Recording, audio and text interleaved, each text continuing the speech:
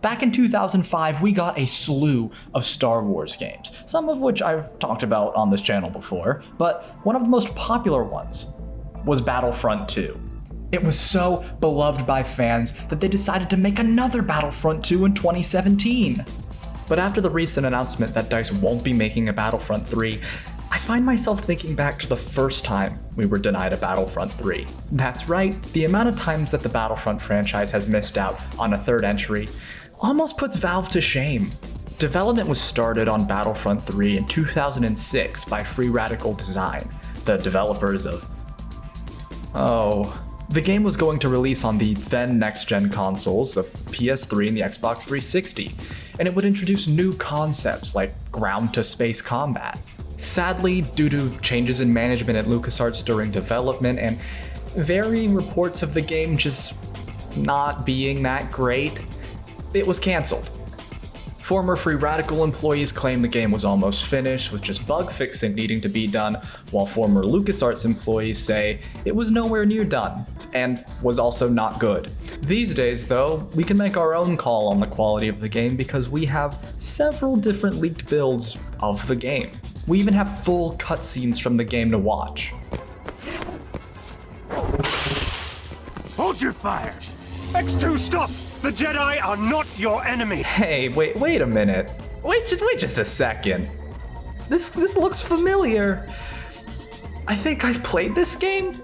Battlefront Elite Squadron was released in 2009 for the DS and the PSP, and it, essentially, is the Battlefront 3 we never got. I'm going to be focusing on the PSP version of the game because it's more true to the console versions of Battlefront 3 that were cancelled. Also, the DS version is just, it's kind of bad, so yeah. The game was developed by Rebellion, who made the other handheld exclusive Battlefront game called Renegade Squadron. The story is pretty similar to the leaked descriptions of Battlefront 3. We follow a Force-sensitive clone, X2, and his brother, X1, through the rise and fall of the Empire. The gameplay itself is interesting. Of course, it's gonna feel weird due to the fact that it's on the PSP, and honestly, they do a pretty good job with these limitations. Moving around is done with the right stick, obviously, and most combat is done by locking onto targets with the right trigger? No, button? Bumper? Whatever the fuck the buttons on the PSP are called. The only thing that you can do to break this lock is roll, which is incredibly easy to do. This means that even on the hardest difficulty, the game ends up looking like Star Wars Dark Souls. The game opens during the Clone Wars with levels on Tatooine, Coruscant, and Cato Nemoidia. Honestly, this entire Clone Wars section is just one big tutorial. You learn not only the controls, but all of the new systems that the game brings with it, like using ion cannons to disable capital ship shields and using escape pods as a quick way to escape said capital ships, and orbital strike cannons, which are just really fucking cool. And also, you learn about the revamped class system. The class system in this game is a little different than it was in Battlefront 2. While you do have the basic classes that you can pick from, you also have a few that you can customize with different weapons and abilities that you unlock throughout the game. All of the different weapons and abilities also have points assigned to them, and each class has a sort of point cap, so you have to build up your class using that point cap in mind, which I think is pretty nice. Along with customizing your loadouts, you can also customize your character for each of the 4 factions. You unlock these customizations as you play as well, and while it might be limited, I can make my clone trooper purple. So I don't fucking care. Back to the story, which shows us this brotherly bond that X1 and X2 have gained throughout the Clone Wars. They participate in the Battle of Coruscant, where you fight General Grievous with a stick, and then you go to Cato Nemoidia, where you, Execute Order 66. After this, we jump straight to the Galactic Civil War era, and this is where the story starts to get disjointed. X2 finds a Jedi who also just so happens to be the person that he and X2 were cloned from. How did we get here? I don't know. It doesn't really matter though, because X1 shows up and kills him, and seemingly X2 as well. Then you get another time skip, and you've joined up with the Rebel Alliance, How, again? I don't know. But you know who is there? Rom Coda. I will never escape the Force Unleashed. It's impossible. This is my legacy now. Anyway, you attack the Death Star, and I just want to take a moment to talk about this level because, like, it's actually really cool. I don't know, just the scale of it, especially when you're, like, landing in the hangar of the Death Star. It just looks really cool. Plus, you'll probably notice that this level is very familiar. That's because it's like a shrunken down version of the Battlefront 2 map. There are a few maps in this game that do this. The other one that I noticed pretty quickly was Hoth. I don't think this is really an issue because these levels are already pretty perfect. There's not much to change. Then after the Death Star, you help the rebels escape from Yavin and learn your first Force power. Jumping. Maybe you unlock another Force power in the next level, which is Hoth. No.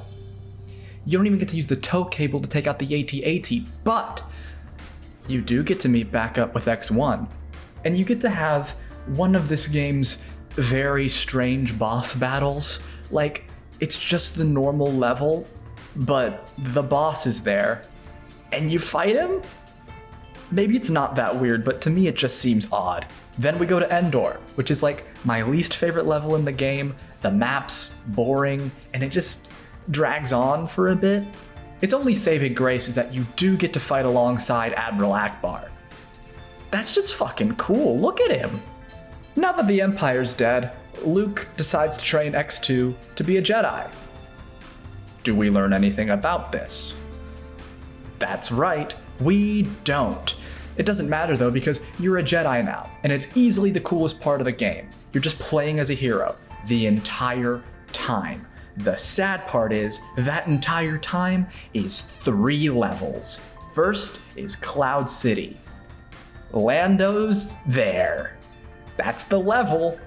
The next level, though, I think is like the most creative level of the entire game, which isn't saying much, but you go to Vajun, which is where Vader's castle is. You're completely alone, and you have to fight through stormtroopers and droids to find a holocron. And that tells you that X1 has gone to Mustafar. This is where the story goes, a little off the rails. X1 is a Sith Lord now. He's captured Luke. Don't really fully understand how that happens. And he plans to clone him into an army of dark Jedi. Obviously, it's your job to stop him, and you get more of the weird boss battle sections, and then you kill him. Godspeed, Spider-Man. Oh. And you get this fun cutscene where Han and Chewie are also there now. I don't know. Also, you don't rescue Luke in the level or anything. That happens off screen. You'll notice I didn't actually talk about how, like, the levels actually played that much, and that's because they're all the same. You essentially do, like, 3 different things in each level. You do ground objectives, you go up to space, and you board a ship. Sometimes you blow it up, sometimes you don't. And if the level calls for it, you fight a boss. That's every level of the game. You just kind of switch around whether you start on the ground or in space every time. And I'll admit, it's not like the level structure in Battlefront 2 was any better, but its story, I feel, actually kept you wanting to play the game, whereas in Elite Squadron, it just kind of jumps around. You don't fully understand what's going on because it doesn't fully tell you. You're missing out on a whole bunch of important parts of the story, almost like it's part of an unfinished, canceled game. Oh. That's not to say the game feels incomplete, though. The story may not be the best, but in every other way, it feels like a fully fledged Battlefront game. You have Galactic Conquest returning, which I spent far too much time in when recording this video, as well as Instant Action. There are a few different game modes here. You have your standard Conquest, you fight in the ground and in space, pretty much the stuff you were doing in the campaign. Then you also have 2 different standard Capture the Flag modes. It's Capture the Flag, I don't think I have to explain that. Then you get Hero Capture the Flag, which is capture the flag, but only the heroes can do the flag capturing. It's kind of fun, I enjoyed it. But let's be honest, what you're really here for is the heroes versus villains. This time though, instead of it being every hero and villain in the game all together in one map, it's actually separated by eras, so you're not going to have Obi-Wan fighting against Darth Vader or anything like that in this one, sadly. But also, you do get more than one map in this game, which is quite nice. Let me tell you, there really is nothing better than seeing a bunch of Star Wars heroes and villains just kind of running around, beating each other up. Wait, is that? God fucking damn it, Coda, let me rest. And that's really it. This was the last Battlefront game we got before EA took over and released Battlefront 2015 almost exactly 6 years later. I know plenty of people, including me, were hoping for an evolution of this game when these new games were revealed, but sadly, that's not what we got. Instead, we got a sense of pride and accomplishment. But seriously, we did get some good games, but just not Battlefront 3. And even now, it seems we still aren't going to get it. So, for the foreseeable future, we'll just have to play the only Battlefront 3 we got. Or apparently, you can just make a new Battlefront 3 yourself. You gotta love mod creators, am I right?